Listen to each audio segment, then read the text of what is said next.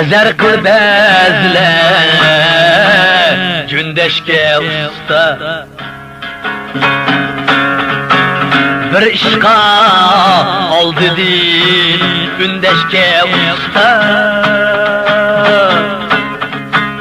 Epleşse özünü danlaşka usta, çatırı şiik sula döngeşke usta.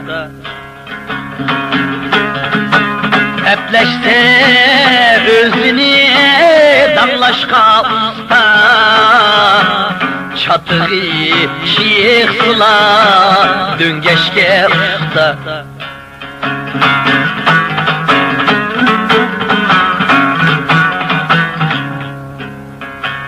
Çağlıktır düşmenliğin ezveyliğini, yamını yuşurun hesleydiğini. Xatarlik emasmu kavgan ittin, eklep turupla işleydiğini. Xatarlik emasmu kavgan ittin, eklep turupla işleydiğini.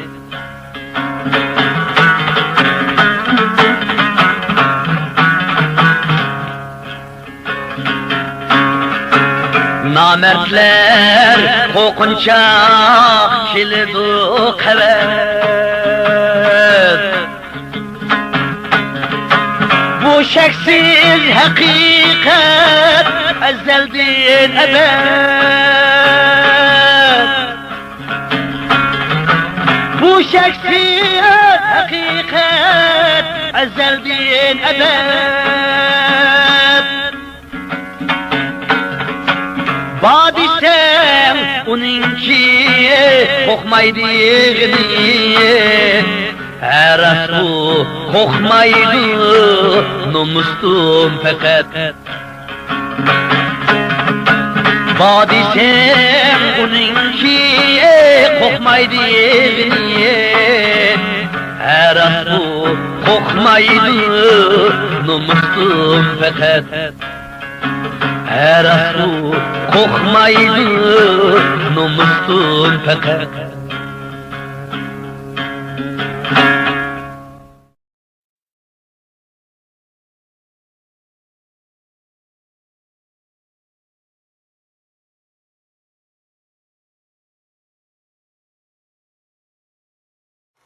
Talas daryosi bo'yidagi ruhdan ilhom elish kerakki, hargizmi Manas daryosi bo'yidagidan emas.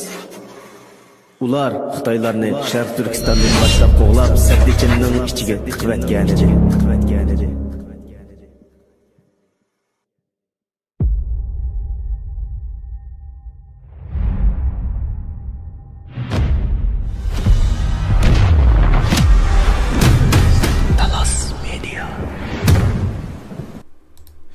Assalomu alaykum. Dunyoning har qaysi joylaridagi barliq qarindoshlar, hammalarning mush vaqtinlar xayrli bo'lsin. Talas To'ri ekraniga xush keldinglar. Hammalarning xabari bo'lgandek, 11-oyning 27-kuni xalqaro xabar medialarida shu Volkswagenning Urumchidagi zavodining taqalqanligi to'g'riliq xabarlar chiqdi. Ondan keyin har boshqa chet ellik akademiklar bo'lsin yoki Sharq Turkiston Uyg'ur tashkilotlari bo'lsin, o'zlarining qarashlarini e'lon qilgan shaklda har xil tabriklashlarni e'lon qilgan bo'ldi.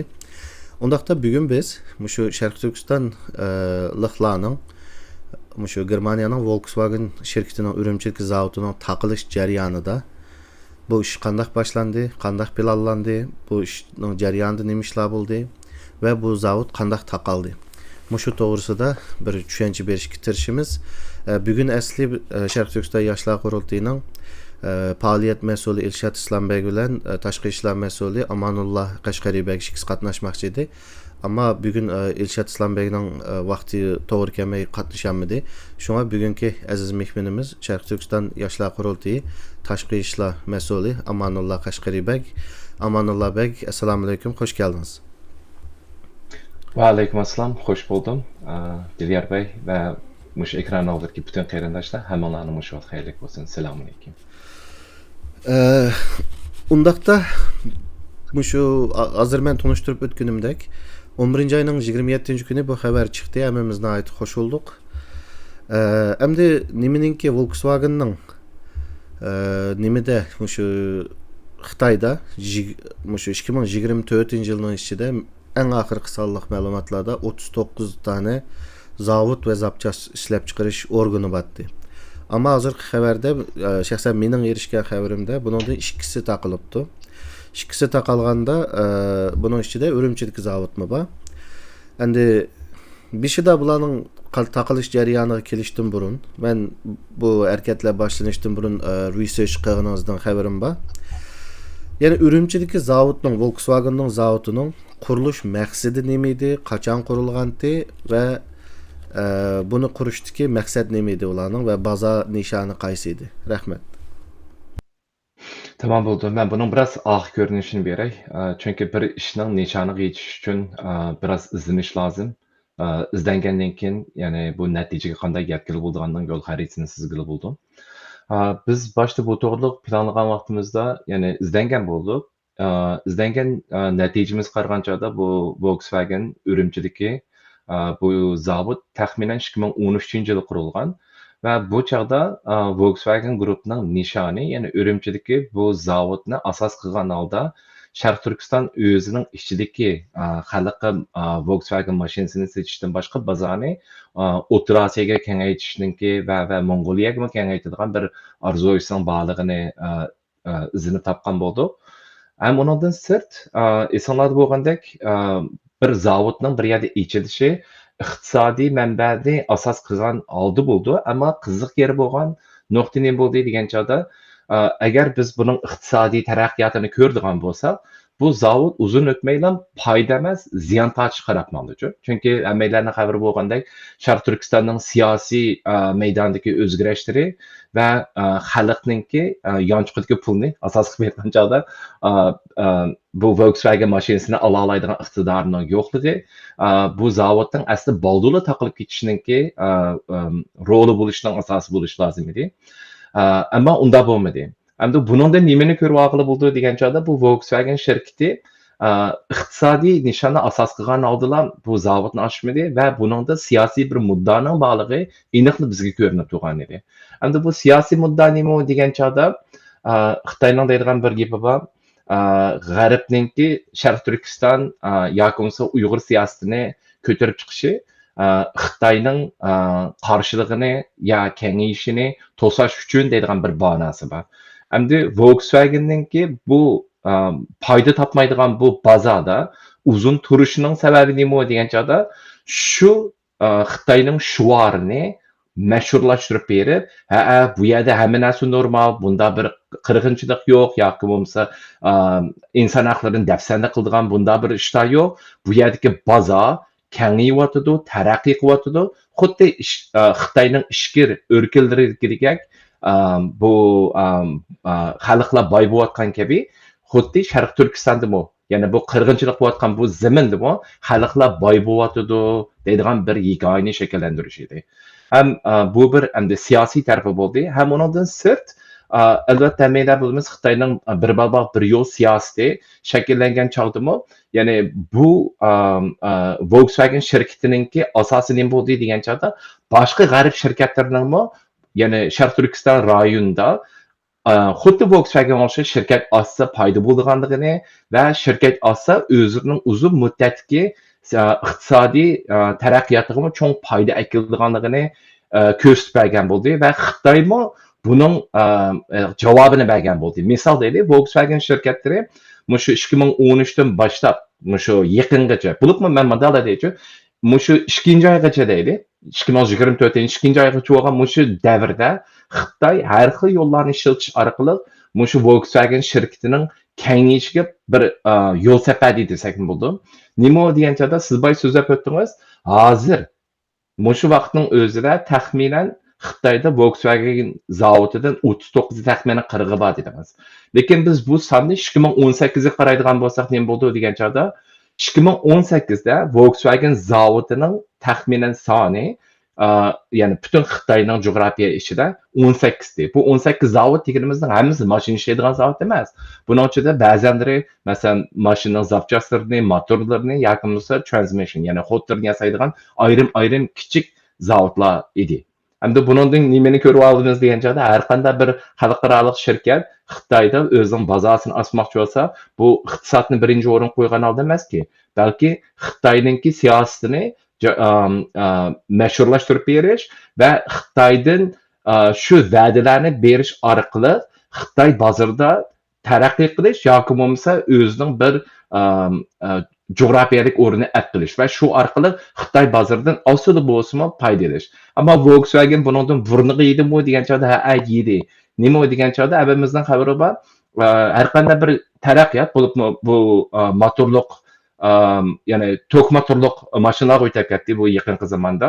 Bu tok motorliqqa o'tgan chog'da Xitoylarmi Volkswagenning ilish sonini hisoblaydigan bo'lsa, Xitoy mashinalarining ilishning soni Volkswagen qirgan chog'da pek necha haslab yuqori bo'lib ketdi. Garchi Volkswagen boshda Xitoy zaminda tok mashinani shakllantirgan bo'lsa-mu. Yana buningdan bilib olsak bo'ldiki, g'arb shirkatlariga beradigan signal sizlarninki, ya'ni ming Xitoyga yaloqchilik qilib bu zaminda hadab berib, ularninki siyosatini mashhurlashtirib berib bir ish qilsa-mu, hamon ularninki birinchi, ikkinchi, uchinchi o'rinda turmaydiganligi va 4-5 o'rinda turadiganligi, bular ya'ni ish qilgan hamni yeydigan bir darajada yasha oladiganligini ko'rsatib bergan bo'ldi. Rahmat. Ya'ni Urumchidagi zavodning silinish maqsadi va bozori nishoni O'rta Osiyo va Mongoliya bozori edi dedingiz, ammo bu planiga yetmay qoldi. Buningda bir belvoq bir yo'lning mag'lub bo'lgandek sustlashib ketishimi bor albatta. Uningdan keyin biz bu zavodni, ya'ni bu maqsadda qurilibdi dedik va bu yerda qancha Volkswagenning dunyoning har qaysi shaharlarida qancha tane setish o'rni borligini bildik. Uni izlanib topgan bo'ldik. Undan keyin harakat planini tuzdik. Endi asli Elshadbek bo'lganmiz, Elshadbekdan so'raydigan savol edi, ammo buni ikkimiz tang o'tkazaylik, Elshadbek yo'q. Ya'ni bu planlar tuzildi. Tuzilgandan keyin biz taxminan 5-da 8 ga deyman tashkilot bilan aloqalashdik. Shu nimalar bilan Sharq Turkiston Uyg'ur tashkilotlaridan ismli 8 tashkilotga yig'in ochdik va bu planni o'tirib qo'ydik.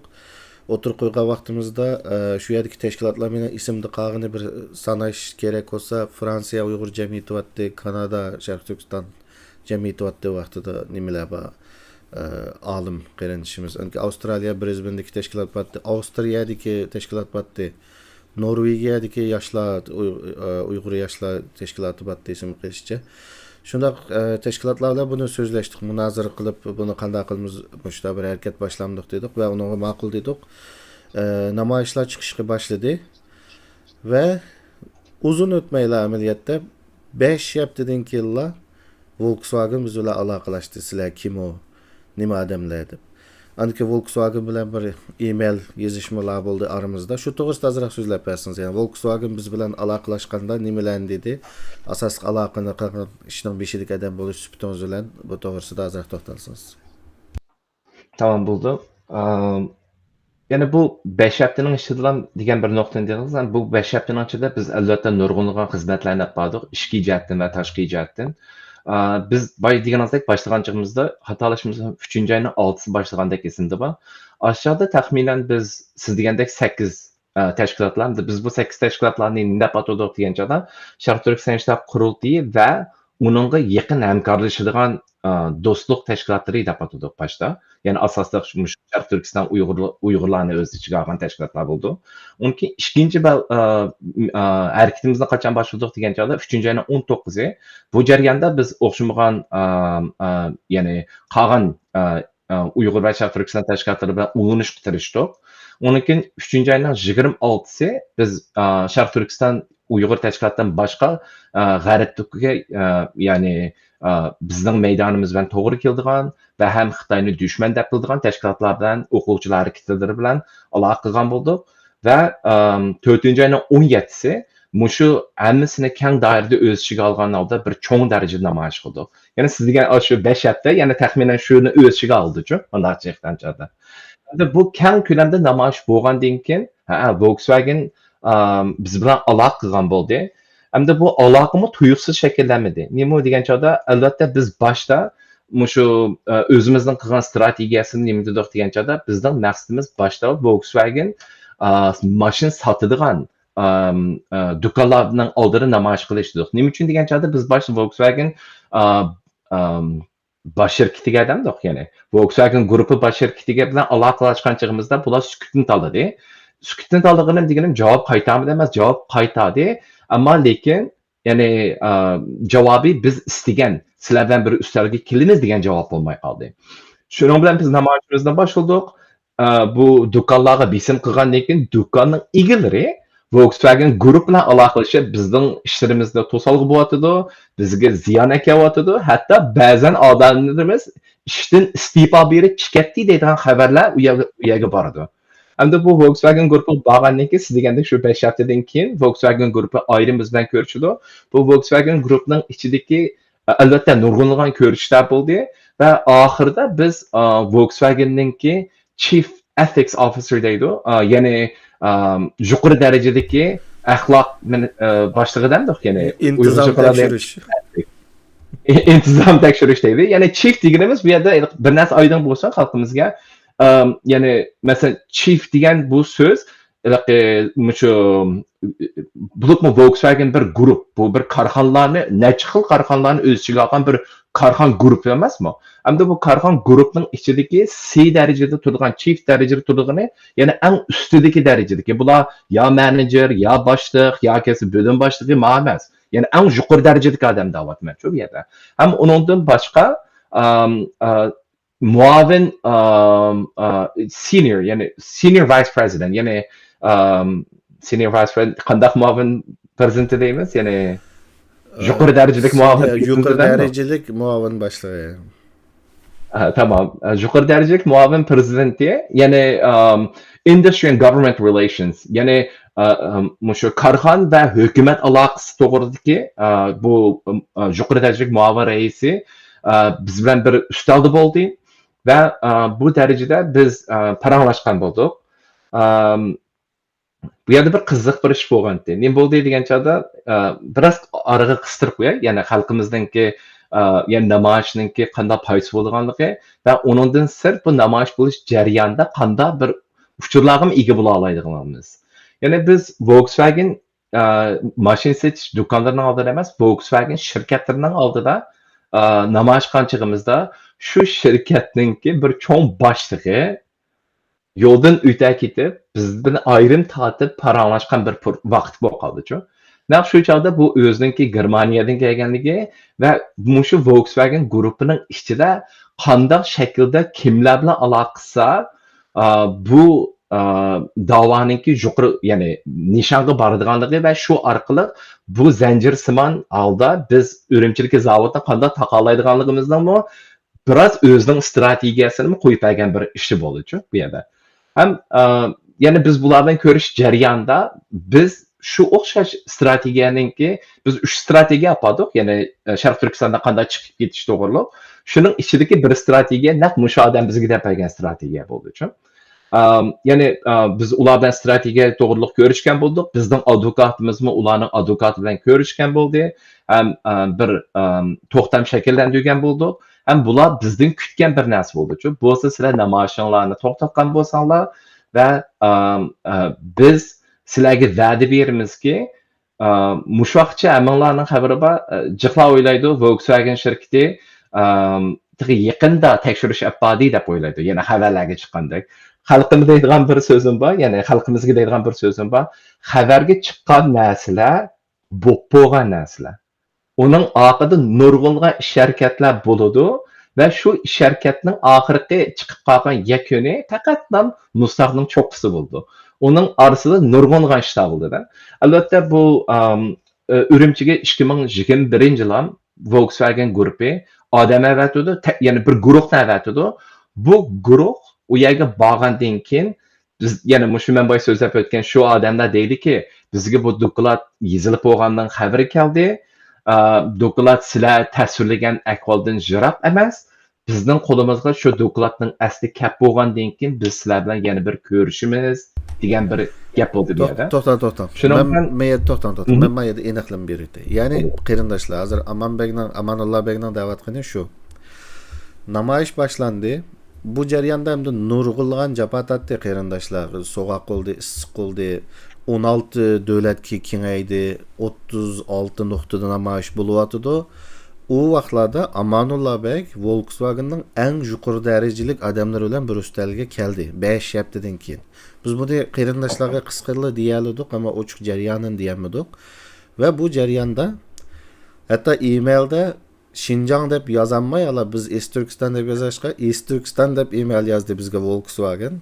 Ya'ni biz Est-Turkistonning, Sharq Turkistonning Urumchi shahriga tekshirish o'miga avatamsizlar deb konkret bir savol so'rdik. Ular bergan javobida shundoq biz Sharq Turkistonning Urumchi shahriga tekshirish o'miga avatimiz deb bizga mesaj keldi.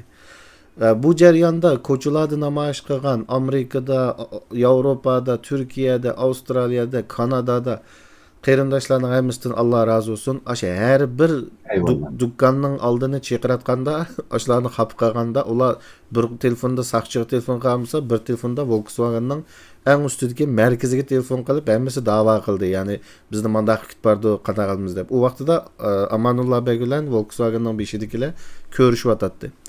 Shuning uchun ular to'xtatinglar dedi, biz to'xtatmaymiz dedik namoyishni. To'xtatib turinglar deganda biz unutdik, ammo Sharq Turkistonning Urumchi shahriga hozir Aman Begning degani shu.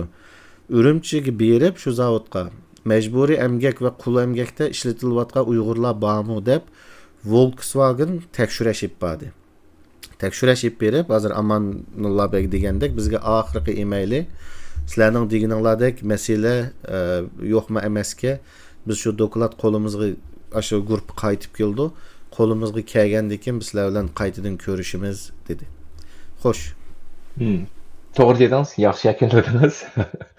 Endi bu yerda ko'rishdinki, chunki bu jarayonda boya deganimdek nurg'unlagan nuqtalarda kelishgan bo'ldik, o'rtoqlashgan bo'ldik, ma'lumot bergan bo'ldik, ularga ma'lumot bergan bo'ldi. Endi bu oxirgi ko'rishish nima bo'ldi degan chog'da biz tuzgan shu, ya'ni Volkswagen'ning Urumchidagi zavodini taqash yoki bo'lmasa bu iqtisodiy til bo'yicha aytgancha exit strategy deydi. Ya'ni shu rayondan qanday chekinish strategiyasi to'g'riliq paranglashmoqchi bo'lgan edi. Balkim ko'pincha ko'rmanlarning xabari yo'q. Ya'ni men xalqaro munosabatdan o'qishdan boshqa, ya'ni mahsulotni men egilik ishlash va iqtisod yaratishda o'qigan va o'zimning shu chog'da Norvegiyada ishlayotgan xizmatimni bozor ichish, bozor yaratish va bu bozor ichish, bozor yaratish jarayonida bizda bir ya'ni kasbda bir narsa bor, pestle analysis deydigan. Ya'ni nima degan chog'da har qanday bir bozorga kirishdan burun yoki bozorga chiqayotgan chog'imizdami bir analiz olib berishning zaruriyati bo'ladi. Ya'ni bu chog'da nima degan chog'da buningki siyosiy tarafi, iqtisodiy tarafi, ijtimoiy tarafi, texnologiya tarafi, adliyat tarafi va muhit tarafi deydigan bu nuqtalarni o'z ichiga oldi bir analiz yaparmiz emasmi? Ham undan boshqa balkim ba'zan ko'rmanlarning xabari bo'lishi mumkin. 2021dan boshlab Amerikada ESG deydigan bir harakat bo'ldi-ku. Ya'ni bu shirkatlarningki hammasiningki bir nomer beradigan bir harakat bo'ldi. Environment Social Governance deydigan. Uni muhit, ijtimoiy deymiz. Tartibiydan to'xtamda aytgan chog'da. Endi buningda nima bo'ldi degan chog'da biz ular bilan aloqalashgan bo'ldik.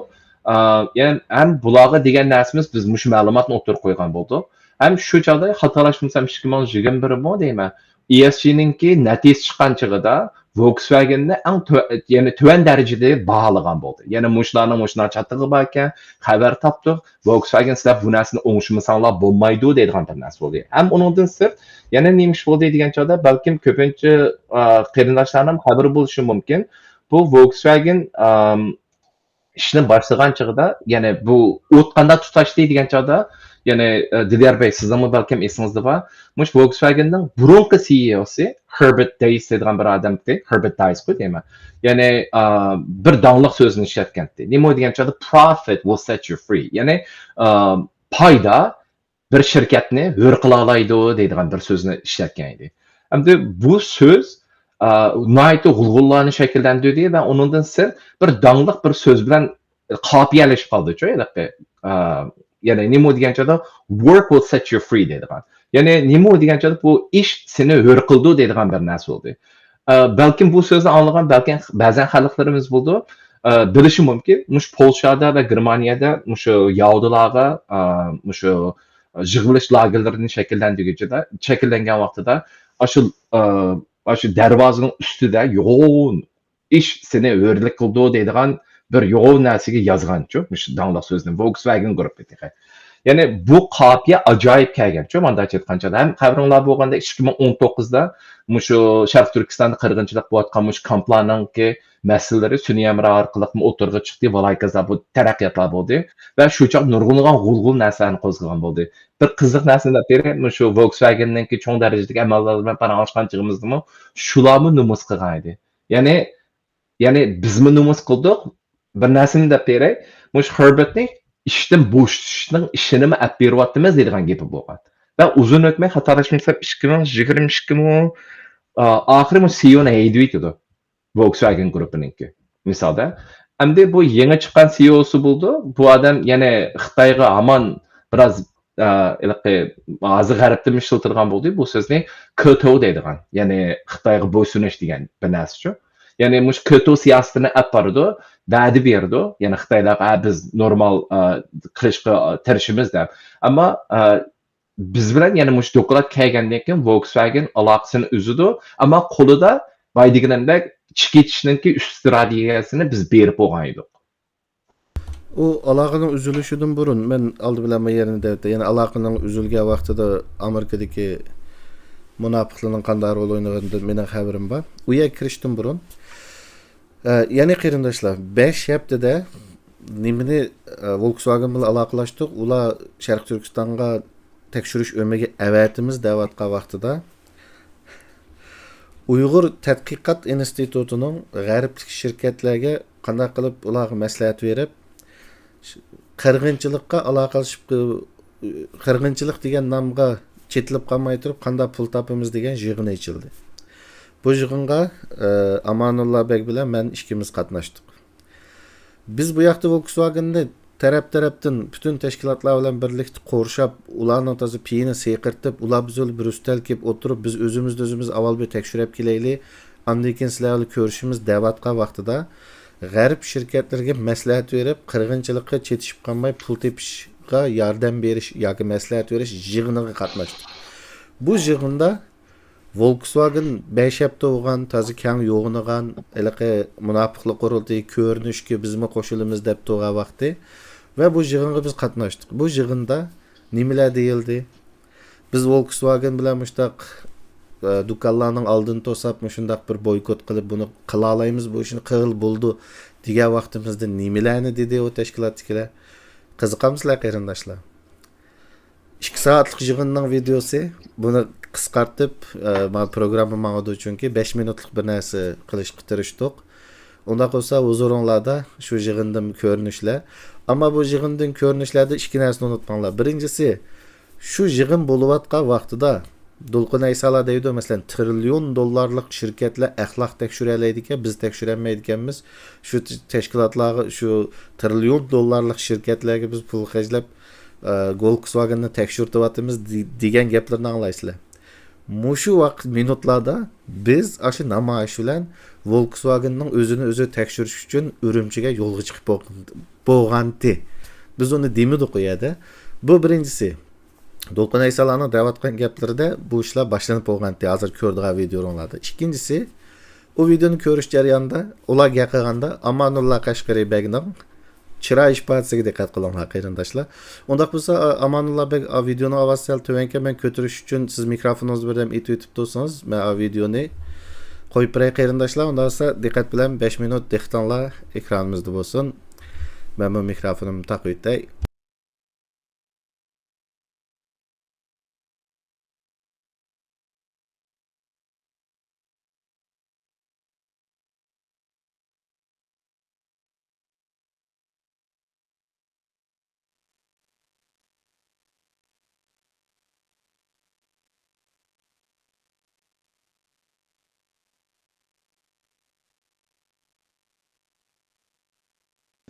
İkinci noktadan bu inovat meselesininki, yani şirketlerindeki inovat meselesininki biz oylagandagidek o kadar ularninki şu meyle mecbur işte kul emgek işletiş bolsun yoki boshqa tarafdagi şu nomuvaffaq va adil bo'lmagan iqtisodiy qiliqlarida bu inovatniki biz o'ylagandagidek u qadar yuqori o'rin turadiganligiga men bir savol shaklida tashlamoqchi oldimlarga. Ya'ni shirkatlarniki o biz degandagidek mana name it shame it deymizmi?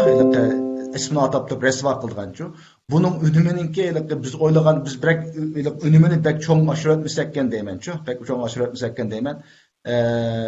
Bu muhim nokta. Eğer çünkü bu kıvatqa işlerimizde ve bundaki qilmoqchi bo'lgan işlerimizde bu nuqtani tanib yetamisak, bir ishlarni qilib o'zimizni bir ishlarni qilgan bo'lamiz, o'zimizni avartgan bo'lamiz, lekin biz o'ylagan natija bermaymiz. Chunki natijadan bermaganligi onun için ma'lum bir nuqtani ko'rib yetmaganligimiz deb o'ylayman. Ko'rib yetmaganligimizning birisi bu. Innovat masalasidagi shirkatlar uchun u qadar biz o'ylagandagidek gigant bir muhim nuqta emasligini tanib yetgan bo'lsanglar demakchi bu.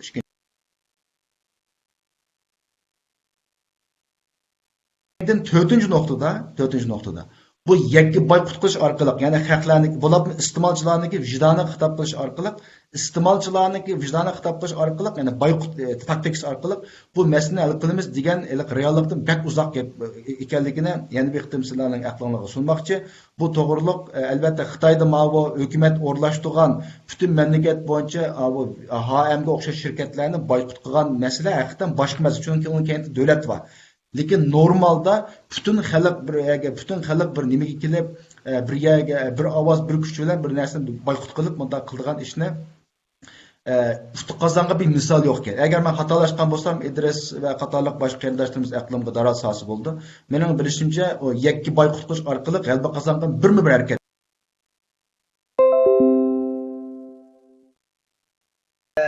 Advokat bilan so'zlashdik. Shu nima daraja hal qilgan şirketler bilan Devlet halkıgan, şirketlerini kanuni nimadim? Bazı Germaniyaning, Angliyaning bazı devletlerinin aşna kanuni yuçuqlarından qilib mahkumga berish imkoniyatları barga bergandan keyin bunun tekshirish nimasi shu devlet üstü gelip şu şirketning, çünkü biz tekshirolmaymiz. Biz berib bu şirketning sen mecburen bilan munosabatingni deb biz tekshirolmaymiz, ama şu devlet resmi onun tezlim kanıtın onun tekşiriş imkaniyetleri bakya. Bu doğruluk mu? Bazı hareketlikler bulatıdı. Anladığım ki bu şirketlerin etik, ahlaki nimisini tekşireydiğen teşkilatlar varken bu teşkilatlarla hemkarlık var. Mesela Ethical Trading Initiative deydiğen bir teşkilat bilen yazışmalar bulatıdı.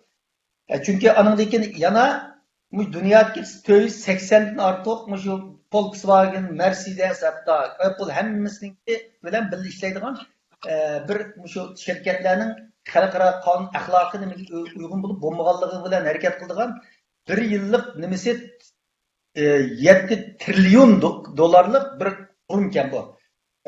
Bular bilan bu işbirligi bor. Ko'rishyapmiz, ular hamda bizni ba'zi mallarni jiqrab, ular bütün şirketler bilan o'zlari shuning bu nimaga uygun bo'lmayotgandi. Demak, bu hamdaligi qonuniy va axloqiy nuqtai nazardan bo'layotgan narsalarda çünkü bizim imkoniyatimiz yo'q. Aşındaq xalqarалық şu ishni qila oladigan qonuniy organlar va axloqini tekshiradigan tashkilotlar bu ishni qo'llashgan insonlarning maxsus shunga nima qilganligi uchun ularning imkoniyatlari bo'ldi ekan. Biz ular bilan hamkorlashib, ularga qoyil qilish orqali harakatlarni ipra olishimiz mumkin. Buni zaten qilyapmiz hali bir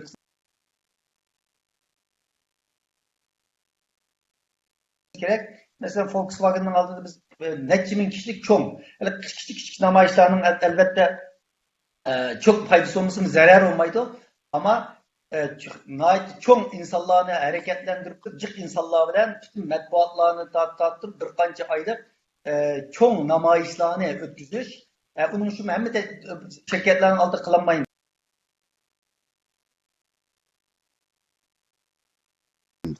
Üçüncü yol kaldı. Üçüncü yol consumer based boycott. Yani grassroots xalq hareketi orqali bu shirkatlarga bir avval bir jinini ag'irtib, anandan keyin ustalga zo'rlash. Bu yerda g'ayur qirinishimiz dedi, bunda individual boykotlarda natija olgan ish yo'q ekan deb. Ama men bunun qo'shilmayman. Masalan, Janubiy Afrikadagi apartheidni tugatgan narsa shu consumer based boykot edi. Masalan, BDS degan bir union Janubiy Afrikaning belini sundagan edi.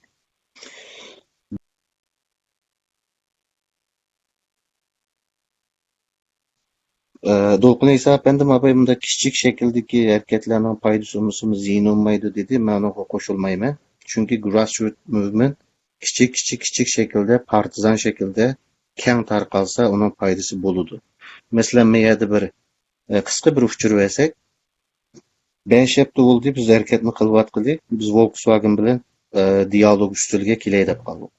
Volkswagen bizga xat yozdi, biz ular aloqalashdik. Endi hozir oldingi shartlarni so'zlashyapti. Ya'ni manda shartlarni o'rinni saqlasizlar ko'rishimiz deb shart qo'yyapti. Biz ular shartimizni qo'yyapmiz degandek.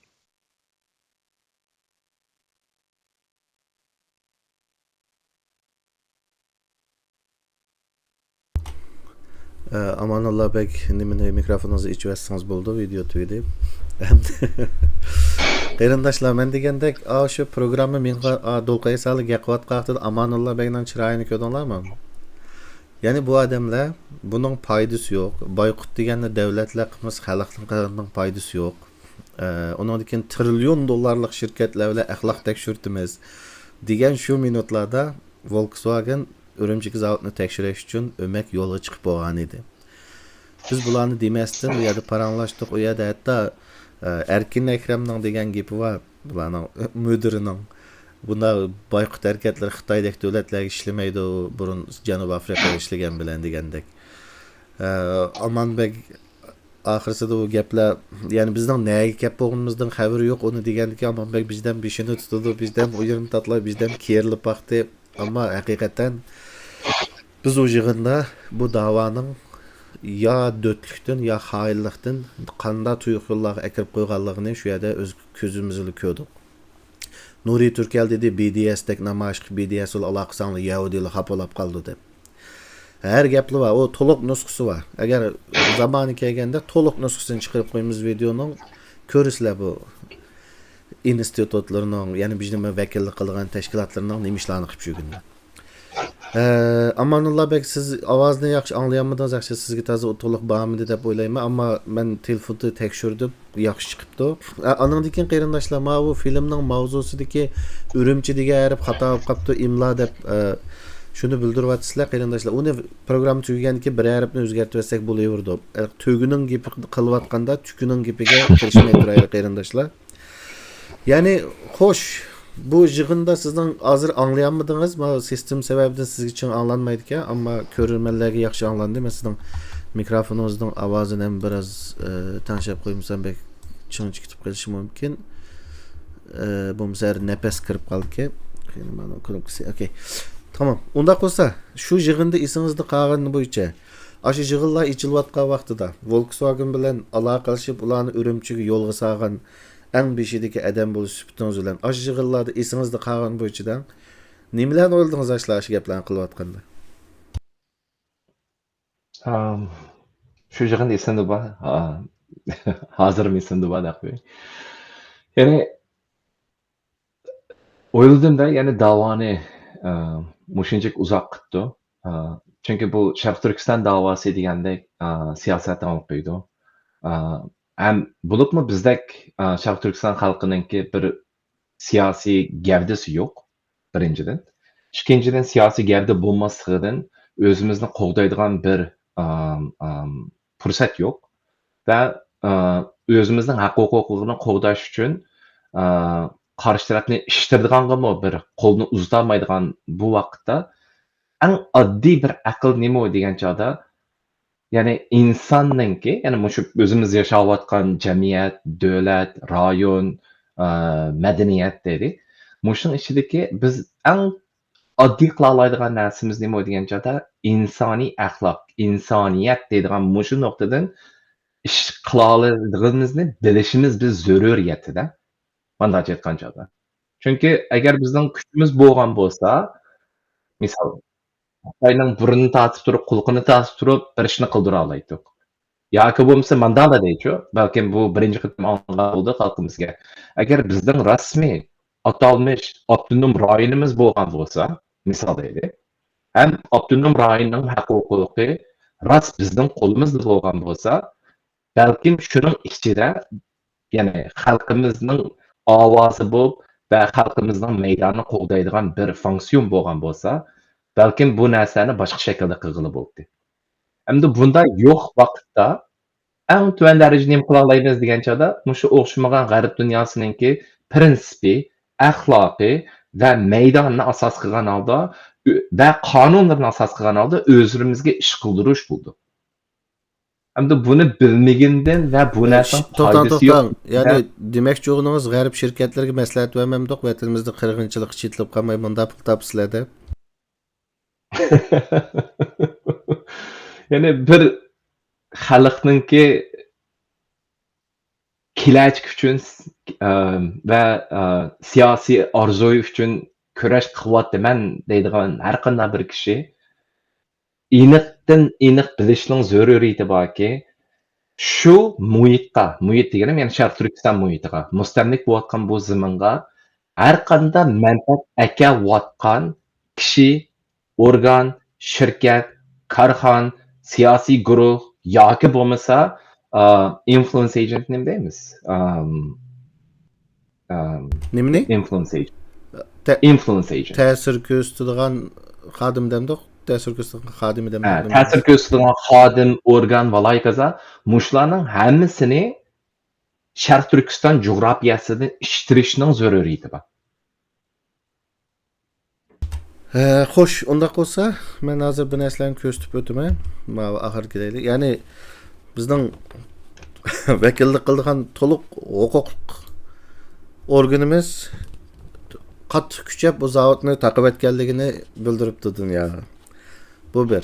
Ikkinchisi, bizning tadqiqot institutimiz g'arbdagi shirkatlarga qanday maslahat beramiz deb yig'in ichib, biz bu zavodni taqiy olamiz desak, bunday ishning foydasi yo'q deb, Xitoylarga ishlamaydi bu deb, million trillion dollarlik shirkatlar bilan aloqa qilish Volkswagenning axloqini tekshiramiz degan yig'inning sohibxonimi ajoyib yo'g'ash bo'lib ketdi deb maqola yozibdi. Bularni ko'rib nima o'yladingiz? Yani bir moda bor gap bor xalqimizning orasida. Menayotgan poyezdni ishtirish deydigan. Tamam. Undaq Shu bo'lsa, joyga keldi. undaq bo'lsa, urushdagi qahramon jiq chiqibdi deydigan bir gap bor.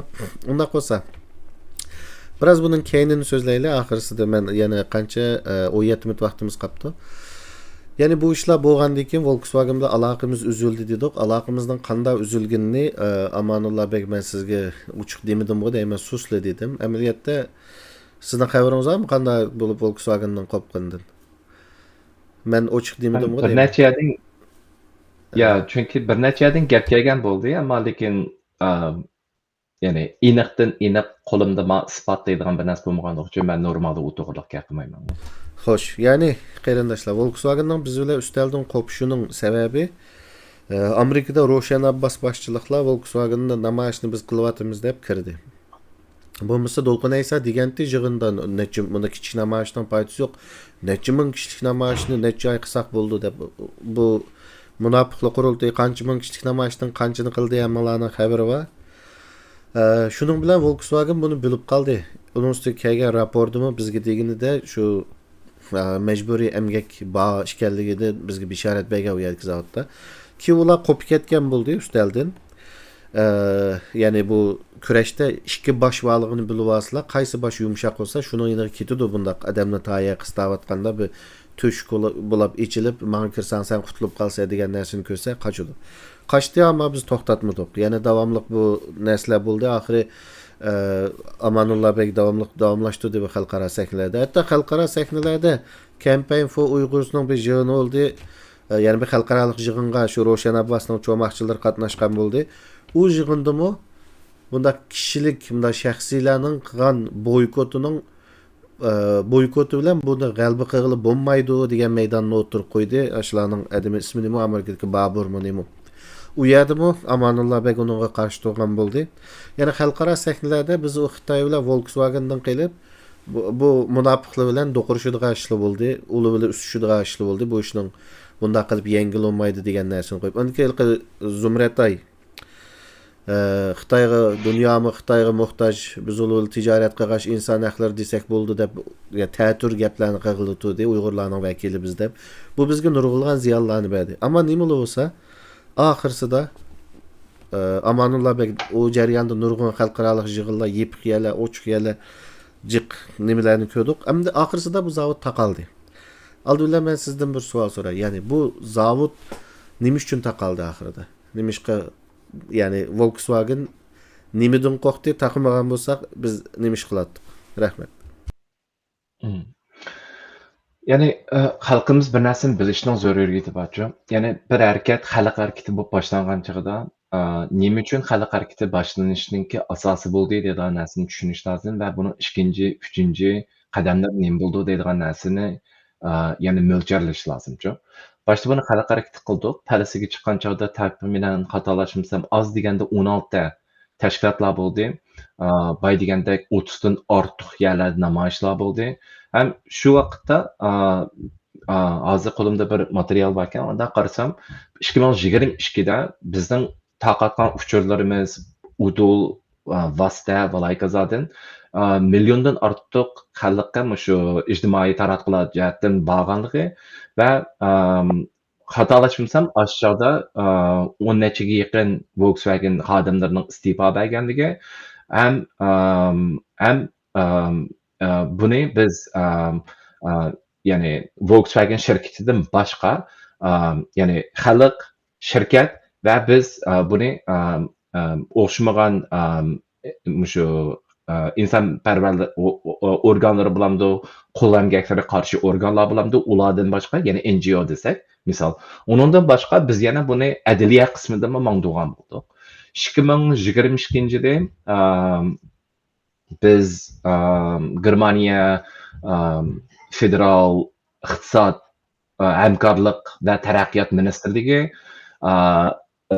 Germaniya parlamenti va Germaniya elchixonalari bilan aloqalashgan bo'ldik va ularga bergan bir necha nuqtalar bo'ldi-ku. Ya'ni nuqtalarga bir-birlab kelay. Birinchidan biz shu Germanning hukumati deb ataydi, misol, bayqi 3 tili organ, misol. Shu German hukumatiga kelgan chog'da biz ulardan talab qilgan nuqtalarimiz bo'ldi. Ya'ni bizga hamkorlashib, Urumchidagi bu Volkswagen şirketine taqishning zarurligi va supply chain deydik. Teminat zinciri. Ya'ni mushu Volkswagen'ninki Sharq Turkiston bilan aloqador bo'lgan ta'minot zanjirini kesishning zarurligi va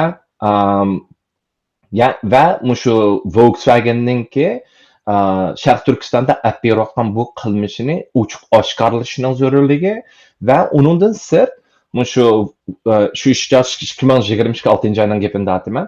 Ya'ni mushu Volkswagen'ninki CEO'si eng chong boshlig'ini Urumchiga zo'rlab opirishini va ochiq holda jamoat bilan savol-javob bir maydon shakllantirishini va Sharq Turkiston yoshlar qurultiyining shu o'rinda bo'lishi to'g'riliq bir demand, nima deymiz? Talab qilgan bo'ldi. Undan keyin va xabaringlar bo'lgandek Germaniyada naq aşağıda bir qonun chiqdi-ku. Buni qanday tarjima qilamizki? Ya'ni Supply Chain Due Diligence Act deb tarjima qilindi. Men nemis bilmagankin nima dedim? Ya'ni ta'minot zanjirining safligi qonuni demdik. Naq mushu 2022 da bo'layotgan narsa-ku. Bu 2023 birinchi oyda amalga oshdi, qonunda o'tdi va biz buningda xabar topganligimiz uchun Germaniya hukumatiga udul bir tavsiya bergan bo'ldik. Bu nuqtada nima bo'ldi degan chog'da shu ta'minot qonunining ichida biz tekshirgan chog'imizda ma'lum darajadagi shirkatlar qartilgan-ku va hamma ta'minot zanjiri emas. Yana mandachi aytgan chog'da bu ta'minot zanjirida manchilik cho'ngliqdagi deydigan bir yerlari bor-ku. esimde qilishcha. Ya'ni biz dedikki, chunki Xitoylarni bilasizlar, har qanday vaqtida bo'libmi zavod u chog'da o'zlari udul davatmandi. Zavod ozroq taqilib qolyotidi, mashina yasamayotimiz balay qaza degandek. Balkim teshidan olsa bu normal xalqimizga ha mana yaxshi bo'ldi deb javob chaldi. Lekin adliya tarafini aytgan chog'da bu shu Volkswagen guruhi zavodini, Urumchidagi zavodini yana bir kategoriyaga tushirib qo'ydi-ku. Biz buni qasddan qilayotganligini bildik. Ya'ni buning tafsilotlariga kirmay. Va shuning bilan birga biz buni bilganligimiz uchun shu qonunda garchi shu zavodda 1000 yoki 3000 odamga yetmasinmi, cho'qim mushu qonunninki Urumchidagi zavodga aloqador bo'lishini va ben İngilizce'de ama tercüme kılarken basınız billah Diliyar Bey. Yani establish compliant mechanism accessible both in East Turkestan and abroad. Sharq Turkistonning ichida va teshida norozilik arzi sunalaydigan bir mexanizmi yaratishni. Yaratishni ondan keyin must provide a report on their due diligence activities in Urumqi, East Turkestan to the public in East Turkestan and abroad. Yani mush qilayotgan harakatini Urumchida va xalqaroda jakarlashi, chunki xalqimizda mu bilish haqqi borligini va undan sirt yani Volkswagen Group cannot or does not carry out above due diligence obligations. It must be penalized for violations, including monetary funds and criminal consequences for executives, and face other applicable punishment per international law or internal law. Yani mush Volkswagen guruhininki agar bu narsani atmasa moliya jihatdan jazoga uchrashini va shuningga aloqador boshliqlarining va xodimlarining ichki va tashqi xalqaro qonunlarga jazo uchrashini eng tuvan darajada degan nuqtadan biz talab qilgan bo'ldik, ya'ni o'tirib qo'ygan bo'ldik. Chunki bu bir maslahat ko'rsatish, strategiya tuzishning zaruriyati emasmi? Ham uningdan sirt balki bu tashqi ishlar bo'lganligim uchun mening bir uslubim bor. Hamma narsani amalda yaxshi boshlab nuqtaga kirib, yaxshi boshlab tugatishninki oxir bir formulasi bor emasmi? Ham biz buning ichida yana Germaniya hukumatigimi chavoq chapagan yerimiz bo'ldi. Nima bo'ldi degan chog'da shu Sharq Turkistonda bo'layotgan ahvollarning ovoz chiqarganligini maqtagan bo'ldik, misol. Va oxirida bu qonunninki yezilish jarayoni bo'layotganligi uchun bu biz dedikki, yana sizlar bunga yangi o'zgartirish kirishinglarning zaruriyati bor degan bir narsadan berdik. Nima degan chog'da bu yerda ular deydiki, shu qonun ichida inson haqlariga qarshi bo'lgan harakatlar deydi-ku. Lekin bu harakatlarni aniq tasvirlab bermaydi. Misol uchun, ham uning ichidami serious corruption deydi. Paraylash deydigan narsalar bor-ku, parxo'rlik harakatlari deydi. Bu parxo'rlik harakatlarini tasvirlamaydi. Misol, agar bu parxo'rlik harakatlarida misol aniqdan aniq bir narsaning ulanishi bo'lmasa, ya'ni aloqador zanjirsimon mingish harakati bo'lmasa, buni parxo'rlik hisob bo'lishining zarurligini o'tirib qo'ygan bo'ldi va bu sanction qilamiz degan yeri bordi, ya'ni sanction nima deymiz? Ya'ni embargo qo'yish yoki cheklama qo'yish. Cheklama qo'yish deydi, lekin bu cheklamaning qaysi darajaligini demaydi-ku qonun ichida. Shu vaqtda bizning qo'limiz tushgan vaqtida 2022 va undan sirt buningda tashqi organlarning ichiga kirishi. Ya'ni tashqi deganimiz yo German hukumatiga, yo Volkswagenga yoki shu Xitoy hukumatiga aloqador bo'lmagan betarafning bu ichiga kirishningki va izlanishining zarurligini o'tirib qo'yamiz va undan sirt mushu chiqqan ma'lumotningki har vaqt ommaga ochiq bo'lishini talab qilamiz-ku. Chunki jiq vaqtlarda shirkatlarda jiq narsani tashqariga chiqarmaydi bo'libmi Volkswagen'da public company ham bu public company ya'ni ommaviy shirkatlarning ba'zan tarmoqlari ichki shirkatlar bo'ladi-ku. Ular texmi bermaydi ma'lumotni. Bizning da'vatimiz mush qonunning ichida shu narsalarni berishning zarurligini deymiz va oxirida deymizki, shu Volkswagen'ningki cho'ng boshlig'ininki ya'ni qonun jihatdan bo'g'ilishining zarurligini va shu chog'da shu Xi Jinpingning Jallod Xi Jinpingning bir gapi bordi. Biz Sharq Turkistonga hech qanday bir ish og'ritmasligimiz lozim degan bir gap chiqardi. va shu chog'da shu Herbertning bir gapi bo'ldi. Nima degan chog'da mush SAIC, mush Volkswagenning Shanxaydagi, ya'ni Xitoydagi shirkatining misol qilib turib, u deydiki, ya'ni bu bisim bo'yatida emasmi Volkswagen guruhiga. Shu chog' deydi, mushu men ishonamanki, uning gapi ya. Men ishonamanki, mushu SAIC-ningki tirishib bu yerda yaxshi bir harakat olib berayotganligini anladim, bildim va shuning ijro bo'lishiga ishonaman degan gapni 2022 deydi. Ya'ni Volkswagenning biz shakllangan bisimlardan keyin ular o'zaro paranglashadi Volkswagen guruhining ichida. Hem bular SAIC va'da beramish, ya'ni mushuna bir narsa bo'lganligiga. Albatta biz unaga ishonmaymizki, chunki u quruq gap. Bizning maqsadimiz zavodni taqash. Unda bo'lgankin biz 2022 6-oyda u harakatimizni boshlaymiz, chunki Volkswagen bilan bo'lgan aloqamiz uzilganligi uchun biz ommaviy tashkilotlarga o'tdik, undan keyin hukumat organlariga o'tdik. Hem Volkswagenga shu joyda talab qilgan yana bir Volkswagen German hukumatiga talab qilgan yana bir narsamiz nima bo'ldi degan joyda bu qonunning o'tishning zaruriyati va bu qonunning faqat Germaniyaning ichiga ham yoki German shirkatlariga ham emas, Germaniyaning ichida ish qilayotgan mushu shirkatlarning boshqa davlatlarningki mushunga aloqador qonunlari bo'lsa, shular bilan hamkorlashishni zarurligini o'tirib qo'ydik va buningda mushu hammalarning xabari bordek, mushu qul amgaki qonuni o'tdi Amerikada. Misol, biz shuning bilan hamkorlashishning zaruriyatini aytgan bo'ldik. Lekin chunki vaqtimiz oz qolganligi uchun men uduli bir nuqtaga kiray. Men boy diqqat qilgan bo'lsanglar, gapning beshir dedim qo'y, ya'ni mushu 2-oygacha, 2024 2-oygacha bo'lgan mushu jarayonda deydigan bir narsani dedim. Ya'ni mushu 2024 2-oygacha Amerikaga kelgan Volkswagen guruhining ichidagi Porsche, Bentley, Audi degandek ma cho'ng-cho'ng yana tarmoq shirkatlari bor emas, mashina yasaydigan. Endi mushularga to'solg'i keldi-chu, mashinalarni akramadi. Mushu Amerika chegarasiga. Amerika chegarasiga akramay, uningki mushu Porsche yaxshi ko'radigan bolalar balkim bilishi mumkin.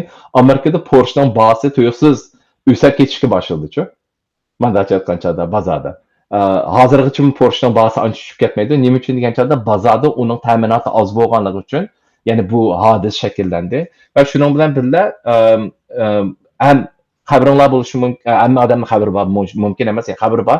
Trump hokimiyati udul chiqdi va buningdan sirt cho'ng-cho'ng shirkatlarga ig'ir bojdan qo'ydigan xabarlarni chiqdi.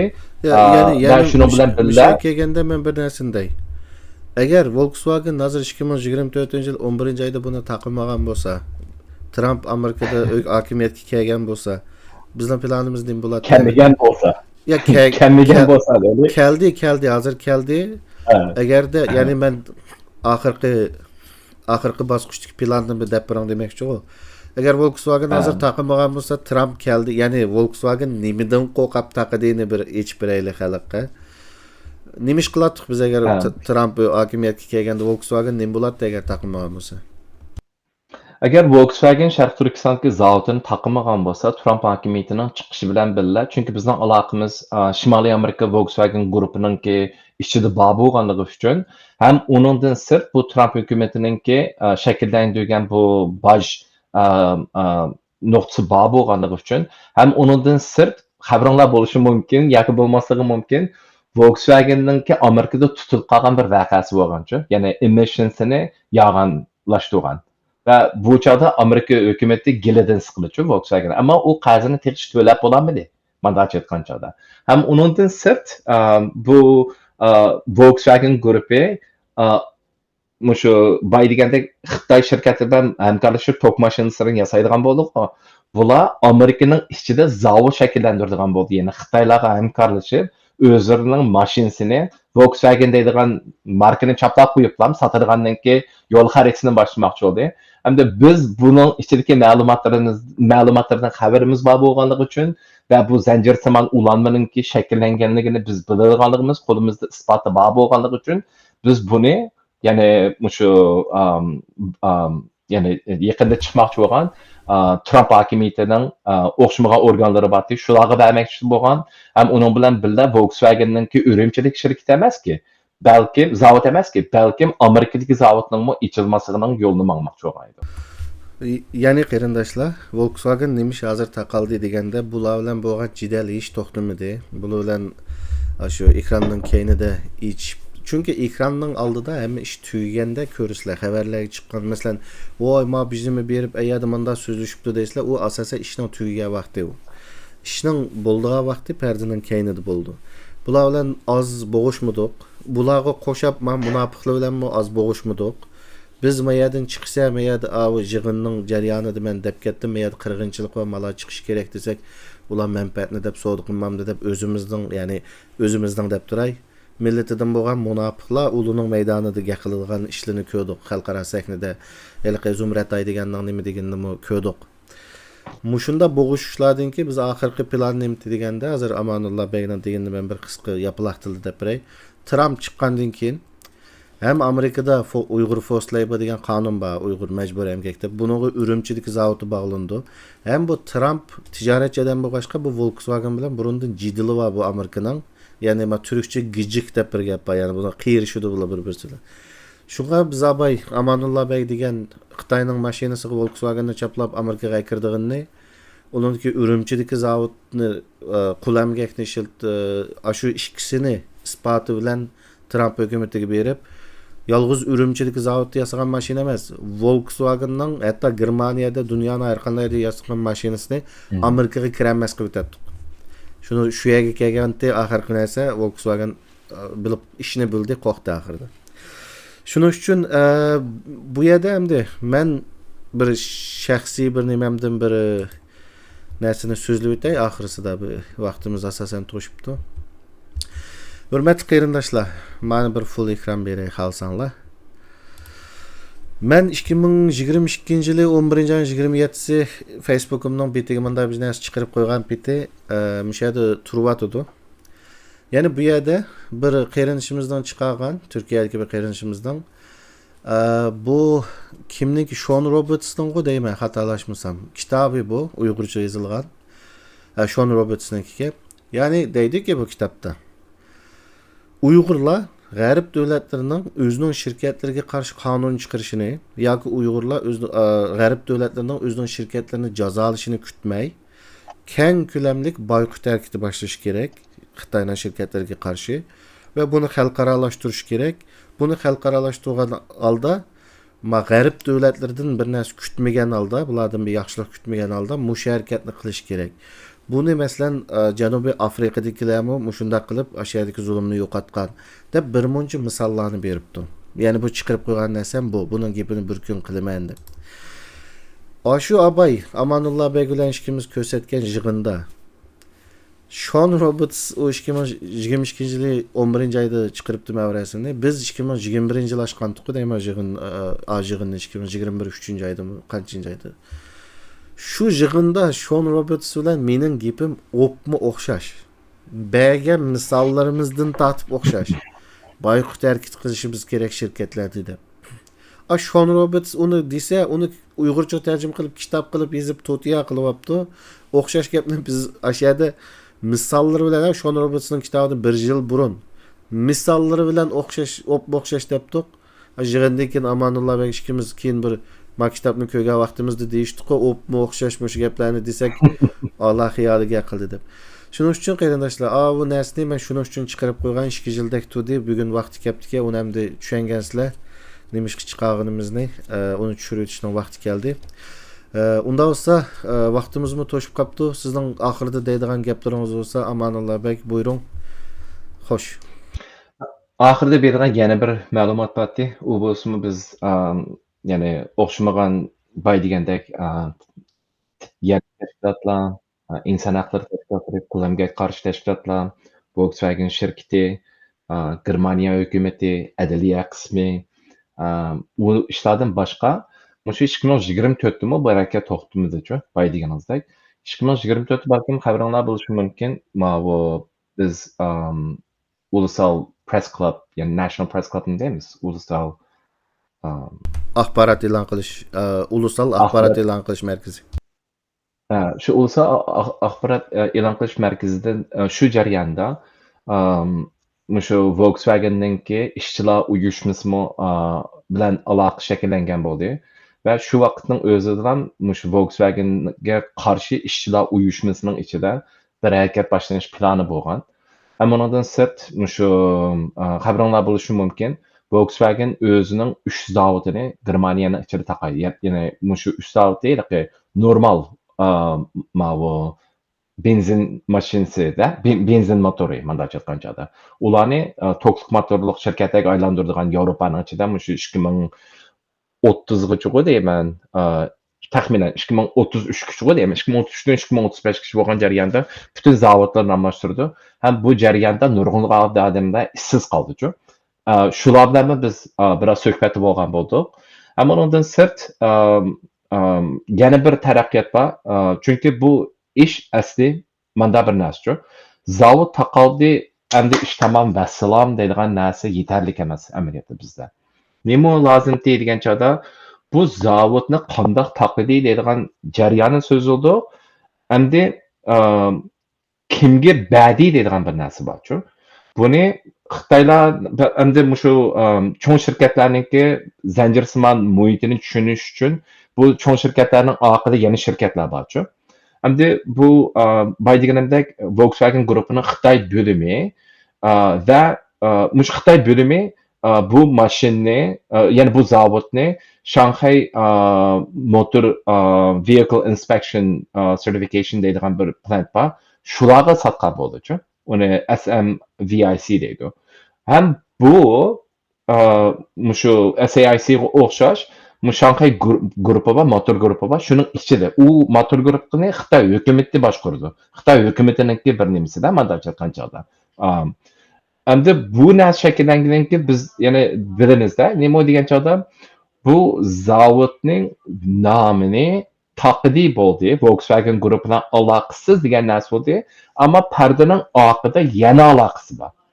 Chunki boy deganimizdek Volkswagen guruhi degan korxonalarningki, cho'ng korxonalarning shakllangan guruhi, buning guruhining ichidagi bir a'zosi Xitoy hukumati bilan ulug' aloqasi bor. Misol uchun, asli biz buni urush jarayonimizdan bo'ldi degan chog'da endi zavod taqaldi, tamom. Ham ikkinchi harakat SAIC bilan Xitoy hukumatining munosabatini buzishning zaruriyati bor-ku. Yoki bo'lmasa Volkswagen guruhi bilan SAIC'ning munosabatini buzishning zaruriyati bor. Albatta bu oson narsa emas. Nima uchun degan chog'da Volkswagen guruhining 3dan 1 qismi, sotiladigan mashinaning 3dan 1 qismi Xitoy bozorida sotildi emasmi?